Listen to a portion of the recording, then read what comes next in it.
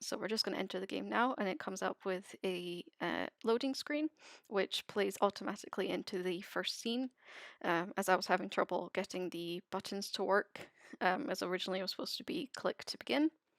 But of course, you start inside of your wigwam, uh, and the first thing you're going to do if you're ever starting a journey is extinguishing the fire, so you can just press Q, and it just turns the particle effect into a slightly more smoldering one, as if it just finished. Just as you leave, you get a little bit more of the story explaining why he's going off in this adventure, and it says, "I know it's unlikely, but I can't help but hope that the portal to the afterlife is somewhere on this island. I miss you so much, my love, and I'll do anything for a chance to see you again, even if it's just for a moment." Um, this just helps the player understand the thought process that he's going through and what the aim of the game really is. Also, as you can see, I've added some smaller interactions onto the environment, for instance, where you can kick little stones about and such. Unfortunately, if I made them any smaller, the player would end up just standing on top of them, which is why they're a little bit bigger. But I thought it was just a nice little thing to add into the terrain just as you're walking through. So as you walk through, you could feel a little bit lost at times. So if you need to, you can just click M to access the map that just shows an illustration of the terrain that I use to then build the terrain in Unity, which just gives a nice indication of where you are and what's also available in the world as well. So if we speed run our way to one of the sections that you don't have to go to, but it does add a little bit for world building and exploring this relationship of his lover that he's lost. So if you go down this little path here, you can you find a little frozen lake, and inside there's also a rugged up canoe. She loved taking the canoe to fish. It's in such a state, but I haven't been able to use it since she. And this kind of gives the user the reason to believe that she's passed away or something's happened to her. The ice I created by just creating a shader after following a tutorial, and I just thought having frozen water in all elements of the environment really just emphasized how frozen and dead everything is in this terrain. So I've done the same for the ocean as well. So if we walk through a little bit more, you can once again, I've scattered some rocks around most of the terrain that you can explore. So if you ended up coming down this path, it actually leads to being a dead end. So if you hover over it, it says the forest here is so dense, there's no way I'd make it through.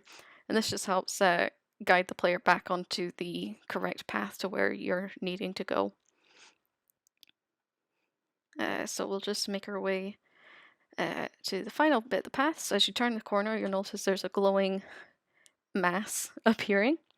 And as you get close, they'll say, "It feels so magical. Is this a portal I've been searching for?" So you can just walk your way over to the ice, of course it's solid, and step foot into the teleporter.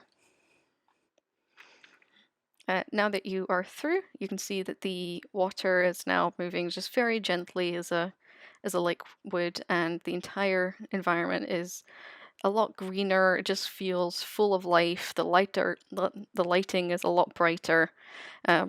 Overall, it feels like a more homely experience, as the afterlife is described to be in the story. So you can use these little stones as stepping stones, which I have completely failed at showing you, as now you can fall through the water as it is now like a flowing object. So this is what the portal looks like if you turned back. So now the afterlife is the main scene and the portal is the winter terrain. And if you noticed, while we were still in the winter terrain, the portal was the spring scene. So it just helps to emphasize where you'd come from or where you'd be traveling to. So I've added a lot of flowers and grass, a lot of natural elements, which were all illustrated in 2D and then brought through as grass details. So they were done on Illustrator and then brought through as PNGs. The trees as well I made in Blender and then brought through as and was then added as part of the terrain tools. These little hills within the inside of the map you can climb on if you're wanting to. This also just gives a better view of the terrain that I've built, as I've added a lot of mountainous areas in the background that you can't actually access, but I thought they helped build the environment quite a bit. So you get some really nice views of the top of the mountains. They're just slightly covered in snow, as you do get when in very mountainous areas. So we'll just make our way down. And we'll go back to the little lake that we looked at before. Now you can see it's a lot nicer to look at. And you can notice that the canoe is also looking different as well. It's no longer covered in shrubbery and stuff, as he mentions here. The canoe, it looks brand new. As this is the afterlife, and in the story, it's depicted as being extremely beautiful and magical. So why wouldn't their canoe be repaired if she loved it so much? So what we'll do is, in the final step, you make your way back towards the house, or the wigwam, I should say.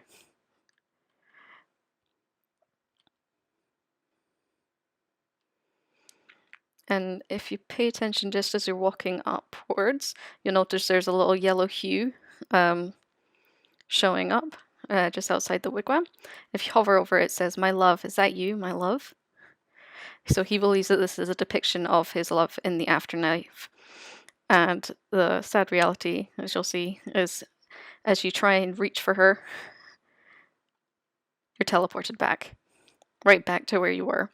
And this is kind of to show part of the story, because he wakes up and realizes it's all been a dream.